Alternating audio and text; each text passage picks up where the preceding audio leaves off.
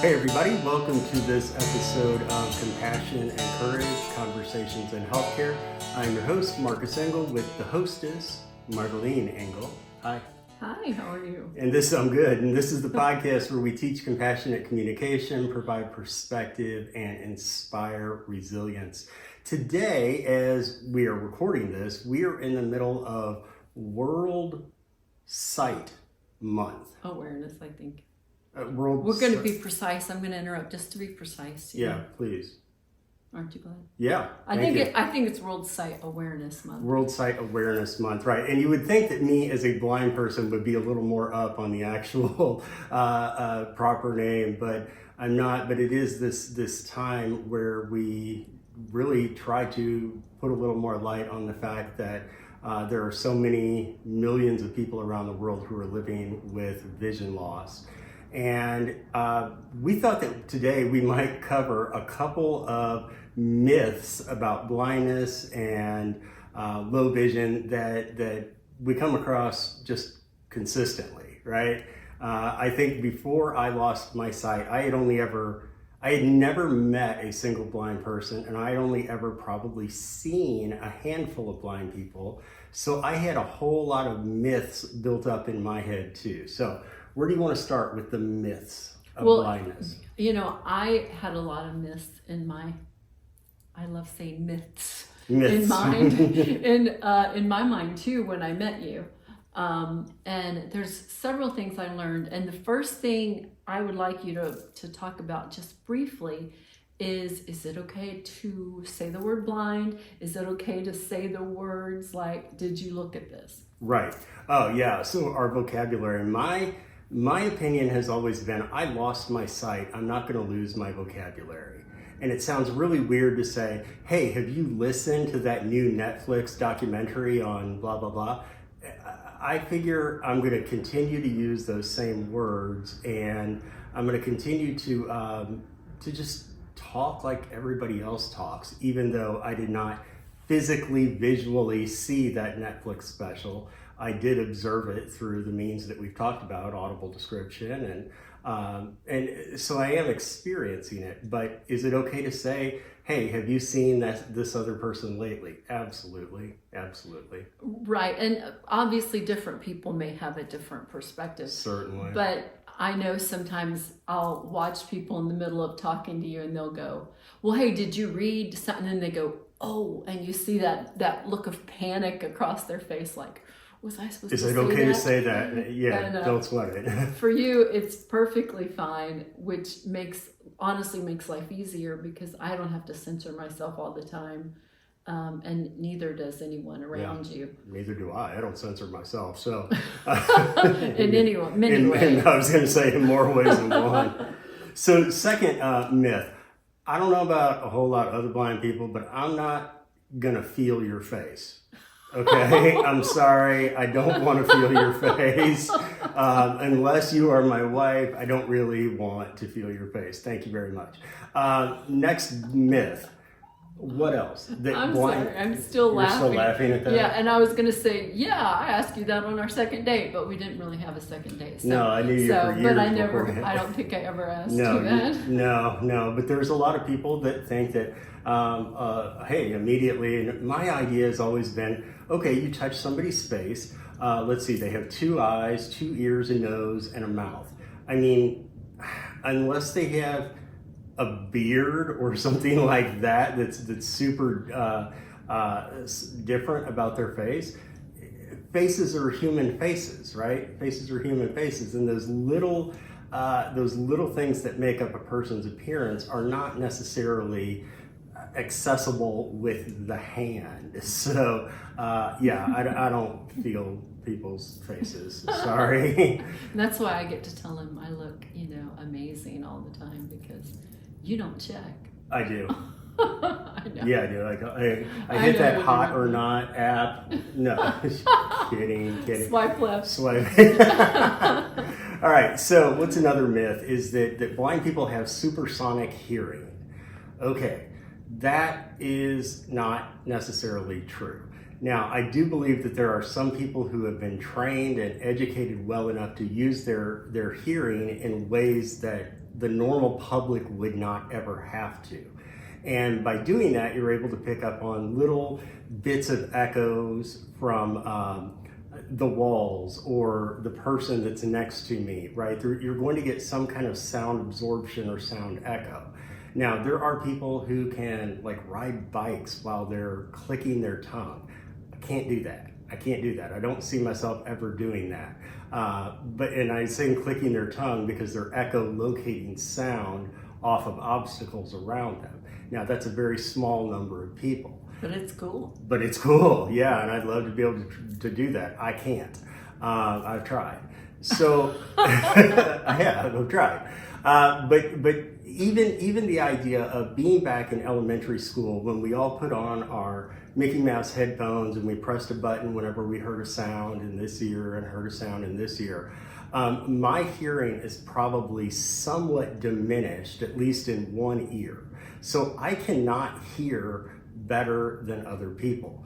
The difference comes in is that I've been trained how to use my hearing in ways, again, that the normal, quote unquote, normal or average person in the public would not have to, they would not have to know that. For example, did you know that when it is snowing outside, all the sound gets muffled, but when it rains, all the sound gets amplified? So if it's snowing out, you have less sound. If it's raining out, you have more sound, and you have to be able to adapt to those two different scenarios when you're using your hearing to navigate, as blind people have to do. And it's been really cool because we'll be sitting at a restaurant or something and he'll go, "Hey, do you know this band?" And I'll go, "I didn't even realize there was music playing." And it's not because your hearing's better than mine, but you pay different kinds of attention. And then one of the things I've learned by hanging out with you, because I get to do that, is like you take cues off of if there's an air conditioner outside, you'll know that's where I need to turn left. Yes. Or the flow of traffic or pedestrian traffic or the scent of coffee coming out of the Starbucks. Those are all things that you can use for navigation and orientation and mobility that the average person wouldn't really have to use. Right, and so many of these myths come from television and Sure. movies. Do you count steps? Do I count steps? Depending on the situation, I've been known to count steps, yeah. Now, I can't say that I do that all the time, but yeah, sometimes whenever I'm first getting to know a new place, if I'm going to be in a new hotel for a couple of days, I'm going to be like, okay, 3 or 4 steps to the bathroom this way, and then 4 steps this way. Now, that's not the only thing I'm using. I'm using my hearing at the same time, and probably my hands for that matter. But yeah, occasionally I'll count steps. Cool. Anything else? Oh, that I need to ask you? Yeah, I guess. Or what's another myth? I mean, I guess one of the myths that I had before losing my sight is that blind people can't do anything, right? And again, based on how many blind people I'd ever known, which was really 0, I now know so many blind people who have accomplished great, great things. We're talking PhD and MD kind of level stuff. We're talking lawyers. We're talking being CEOs of major corporations and non-for-profits and tenured professors, et cetera, et cetera. Architects, right? There's people that are blind or living with vision loss or low vision that are doing things that I never would have even dreamed possible, but yet they are possible. And so I guess that whole idea that I had originally that blind people really can't do anything, who is the dummy there? That would be me, right? That would be me. So we'll talk about what do blind people see? What do blind people see? That's a good question because I can only talk about what I see because I can't live inside somebody else's mind. But for those of us, I believe, according to my unofficial research, those of us who are totally blind, who have had sight, what we see is black.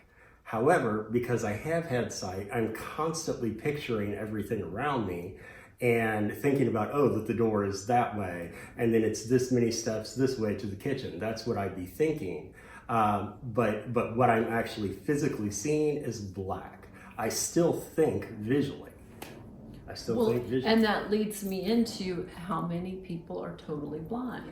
Wow. So if you look at the number of people who have some degree of low vision versus those who are totally blind, it's the number of us who are totally blind is pretty minuscule compared to the number of people who are legally blind or who have some degree of low vision. And so those of us who are totally blind, it's a much smaller percentage of the overall public. So if you see somebody out who is using a cane and yet they don't seem like they're really quote unquote blind, they probably have some degree of low vision. That doesn't necessarily, and they still need a device, a mobility device to help them get around. So it doesn't mean that they have zero vision like I do, but it might mean that they have vision where all they can do is see lights or potentially shapes up real close, or maybe only tunnel vision. It just depends on what their sight loss diagnosis is. Right, and they're still legally blind, and they may identify as a blind person, but they still may have central sight or tunnel sight, something like that. And it's interesting to watch. And the answer, was it okay to ask them? What kind of... Boy, that's a great question. Is it okay to go up and ask them, what? Are you blind? Yeah, because you certainly can ask that, but I think that a better way to ask that is, hey, is there any way I can help you? Do you need any help? Can I help you find anything? Something like that. If a person is struggling, if they seem like they know what they're doing and going along at a good clip, just trust that they know what they're doing, right? And please, just because you see someone who is blind, please do not in any way grab them, stop them. If you grab somebody, that really, first of all, it's considered battery in many states if you grab someone without their permission. But secondly, it can screw up all of the orientation that I had going on. When I'm walking down the street, constantly using my ears around me for navigation and mobility, if somebody grabs me, or let's even take another scenario, if a diesel truck decides to park right next to me wherever I am, it throws off all of my orientation. So yeah, there you go. Any other quick? One of the things when we lived in New York that you talked about, because you went to school every day, right, multiple blocks away, and you walked, and if you know New York City, traffic, all the things, and that something that occurred, I'm going to see if you remember this, something that occurred frequently at traffic lights. Yeah, I would be ready to cross at a traffic light, and I've got to use my ears to know when it's safe to cross. But instead of being able to use my ears, it was like people would come up and just immediately grab my arm and say, okay, it's okay to go now, and start pulling me across. Well, that not only messes up my orientation, but it throws the dog off too. And while it was a well-intentioned gesture, it was unwelcome. I was doing fine on my own. So, right, grabbing someone and pulling them along is no bueno.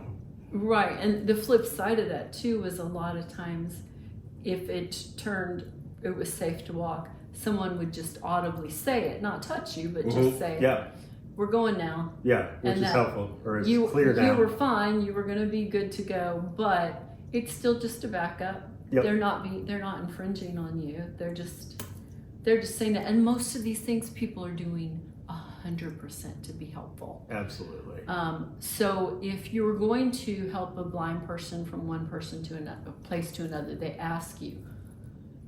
Don't grab them. Yeah, don't grab. Ask them, and say, do you need any help, or can I help you in any way?